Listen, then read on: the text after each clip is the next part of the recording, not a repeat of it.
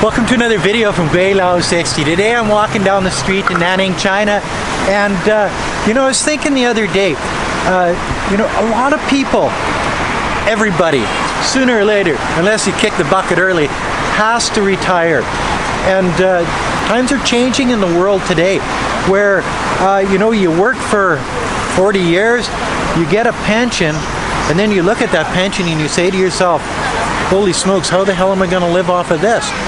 And that's why, the world is getting smaller and smaller. And that's why places like China are becoming places that retirees go to.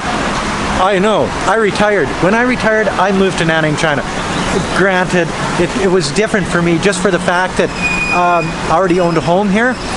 I'd been coming back and forth to China for, at that time, what was that, 6 years ago? So about 11 and a half years.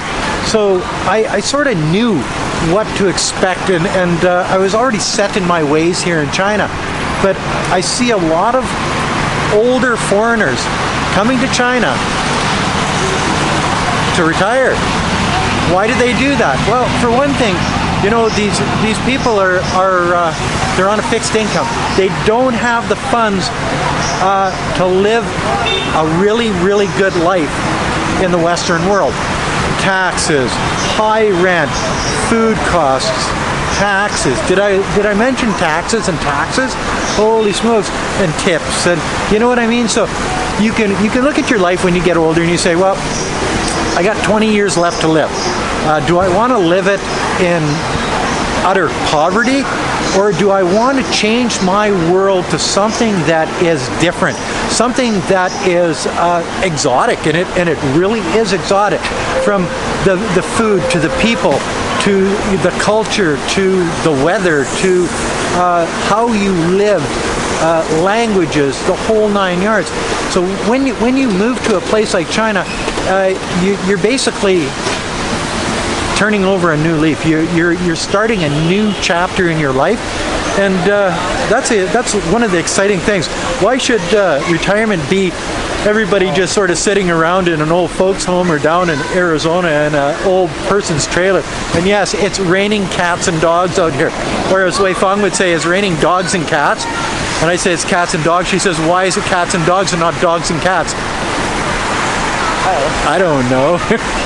As any older person will tell you, what about the health care? What about how much is it going to cost me if I get sick? What about my pills? What about, all of those things? And let me tell you, they do have good health care. You have to search it out. You can't just go to the number 8 hospital here in Nanning, China, because when I got my shoulder screwed up and I went there, they put a box with burning coal embers on it, and they said, well, hot and cold will fix it. And no, that's not going to happen, And I paid the same as if I would have went to the university hospital for that treatment. But when I went to the university hospital, they gave me therapy. Yes, electrotherapy. They did stretching. They did strength therapy.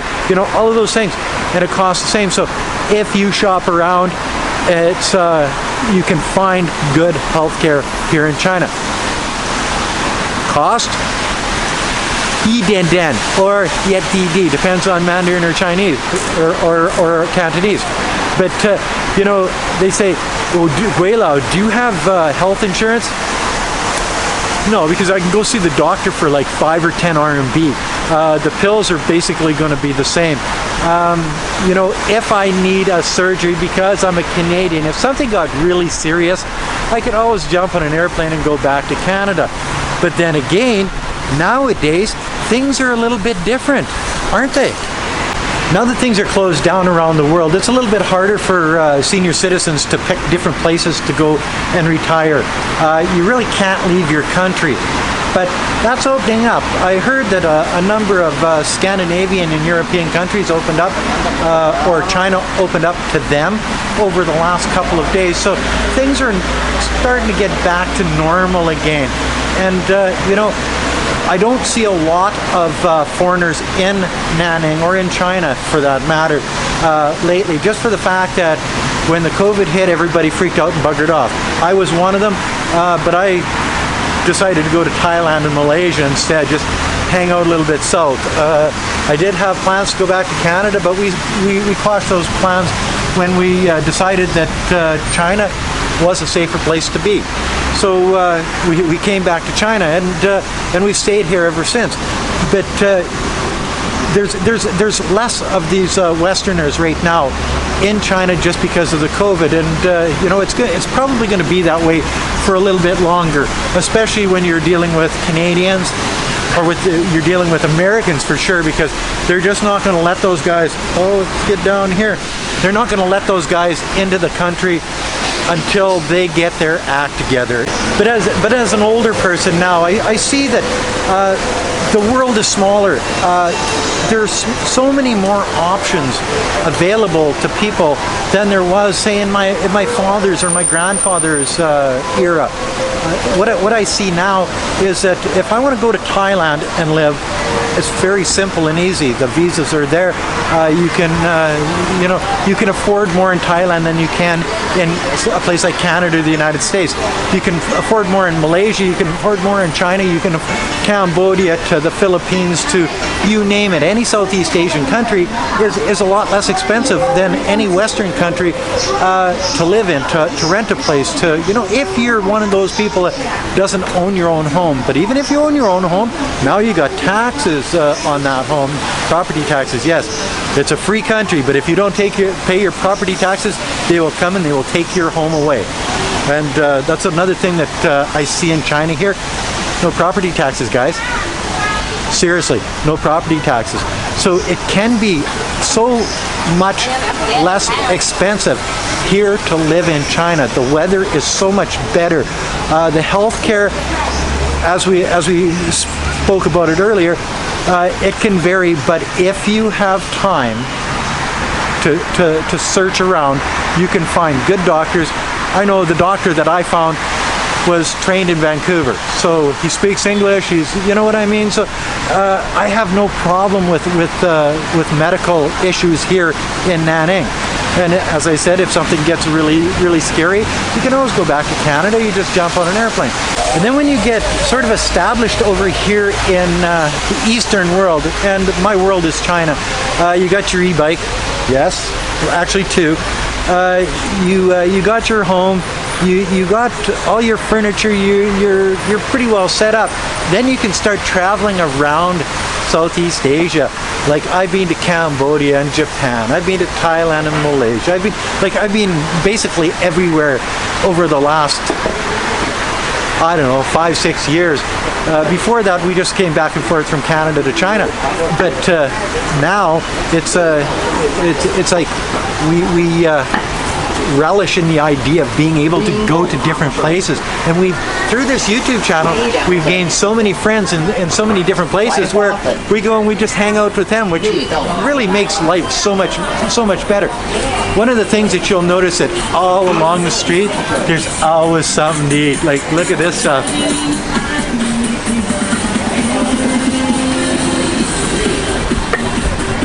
$2 RMB, 40 cents. You know what I mean? Like, it just makes your life so much better being in a place like this where, you can walk, you can take transportation, subways, buses. You can get around so easily. Even as a senior citizen, yes, you can get around so easily. And, I come across a lot of retired guys here.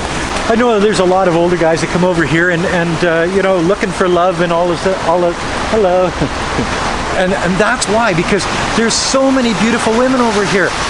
They're friendly. They're nice. The people here are just basically nice, and they come looking for love, and a lot of them actually do find it. And once you found it, if you're a retired guy, and you've got a place where you can actually live a good life with the money that you've got in your jeans or your pension. You've got a home, you've got good weather, there's cold beer everywhere. You know what I mean? So after that, what more is there in life, in a retired life, than being satisfied with your life? And that's what I found in China, that I am very satisfied with my life here in China. I have no issues here at all. it's sort of like paradise for me, and maybe I'm just one of the lucky ones because maybe I'm easy to please. I don't know. Give me a beer, a glass of brandy, you know, a good meal, a good wife, and life is great. So anyway, that's another video from Gweilo 60. Retirement in China. Why do people retire in China? Well, because it's a nice place. It's got good people. The infrastructure's there. The world is sort of nice here. There's no stress. There's no politics. There's no politics, and that's one of the big things that I see. There's no politics. Did I say there's no politics? Yeah. And some of those people out there, the haters, you know, there's always haters out there that will say, yeah, but you don't get to vote. Well, yeah, well, 1.4 billion people. And I've been schooled, and they say 1.7 billion people if you talk about the people that are in the countryside that haven't been counted. Sure, maybe it's 1.7 billion people, but it really doesn't matter. Haven't voted, they don't care to vote, they don't want to think about that, and it makes their life a little bit easier, a little bit freer. I think it takes the stress of that off of their backs, and you can see it in their daily life, man. People here got big smiles on their faces. I love to live in a country where I'm safe.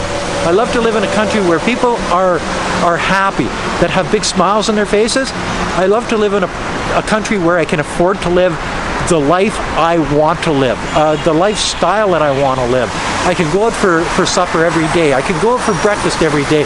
I can basically travel if I wanted to around China, live in hotels every day for the rest of my life because I'm in a place where things are reasonably priced. It gets old after a while. Once you start traveling, you understand that it's, you know, home is where the heart is, and my home is on Hojilu in Nanning, China, and I'd like it to stay that way now and in the future. Anyway, that's another video from Gweilo 60.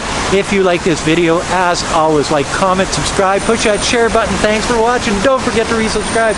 Don't forget to hit the bell, and don't forget to put a couple bucks in the children's Patreon account. It's for a good cause. Poor rural Chinese children, they just need a helping hand, and we can help them. Help me help them. Thanks for watching. Bye now.